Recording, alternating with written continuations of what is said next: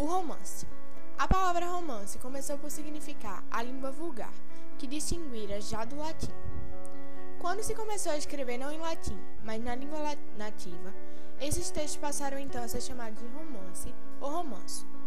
Só mais tarde é que a palavra romance passou a indicar textos narrativos literários. O romance foi o principal causador do fim da epopeia. Na Idade Média, havia dois tipos de romance representando o modo narrativo dessa época: romance de cavalaria e romance sentimental. O romance de cavalaria tinha as seguintes características: a intriga segue o ideal do cavaleiro medieval, guerreiro e cortês, as duas grandes paixões são o amor e a aventura, e o final é feliz. Já o romance sentimental foca o amor entre as personagens. O final será trágico, semelhante aos amores românticos do século XIX. No Renascimento, surge o romance pastoril. Eram protagonizados por pastores, cultos e sensíveis, envolvidos por uma natureza ideal e fabulosa, e discutindo temas filosóficos, concluindo sempre da superioridade do campo e da vida rústica sobre a vida urbana. No século XVII, surge o romance barroco, ainda ligado ao romance medieval. Estas longas narrativas caracterizavam-se pela imaginação, que mostra frequentes acontecimentos inéditos e excepcionais, duelos, raptos, naufrágios, monstros. No entanto, o romance ainda não era considerado como um verdadeiro gênero literário, apenas como uma forma de entretenimento, só que sem prestígio. Mas, à medida que o tempo passa, o romance evolui, abandona os elementos fantásticos das narrativas do século XVII e segue por histórias mais realistas. Esta nova fase do romance permite, finalmente, designar ele um gênero literário. Miguel de Cervantes, autor de Dom Quixote de la Mancha, foi um importante personagem na história do romance, pois ele não só escreveu um dos grandes clássicos da literatura, como ajudou a afirmar o gênero que viria a substituir a epopeia. Dom Quixote de la Mancha, escrito no início do século XVII, é normalmente considerado como a obra que iniciou a história do romance moderno. No final do século XVIII e na primeira metade do século XIX, surge o romantismo, revoltando-se contra as normas rígidas da literatura. O romantismo consegue divulgar o romance, levando-o a um público que não para de crescer. O autor romântico prefere uma linguagem mais próxima do povo, para chegar precisamente a uma população menos culta, criando o hábito de leitura. Surgem novos tipos de romance: romance psicológico, romance histórico, romance de análise social e crônicas de viagem. Com o século XX, o romance entra em crise, perdendo muitos leitores devido a um novo tipo de romance: o romance existencialista. Este novo tipo lança romances com intrigas complexas, tendo então um público mais culto e afastando as classes mais pobres.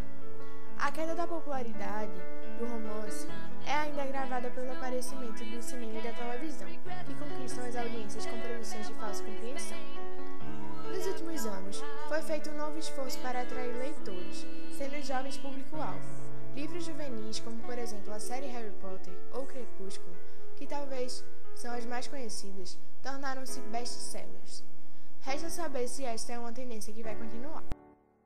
O termo romance foi associado ao romantismo, pois este foi preferenciado por esta manifestação.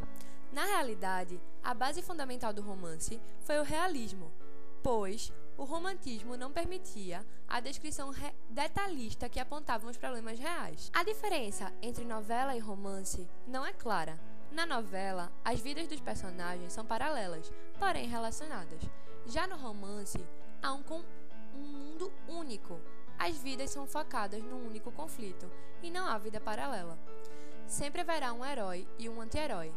Um dos dois deve ser original e inspirar admiração, além de o personagem ter uma certa proximidade com o leitor. Os personagens antagonistas surgem e desaparecem ao decorrer da história. Geralmente é narrado em terceira pessoa. O texto é extenso e pode haver muitos personagens.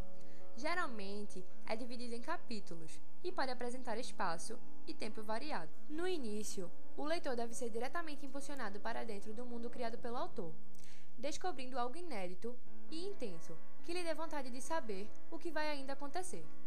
No desenvolvimento, acontece o problema, que precisa ser solucionado. A crise no romance encarna um dilema, algo insustentável, normalmente uma intriga.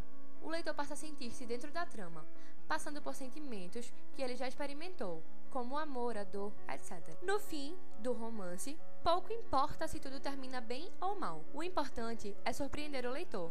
Como o início, o fim deve tocá-lo.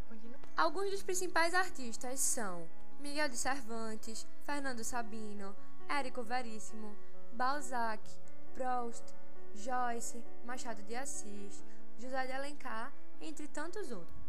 Romeu e Julieta, Senhora, O Cortiço, A Moreninha, Marley e Eu, Desventuras em Série, Dom Casmurro e Orgulho e Preconceito são alguns exemplos de obras românticas. I am lost, I am vain, I will never be the same without you, without you.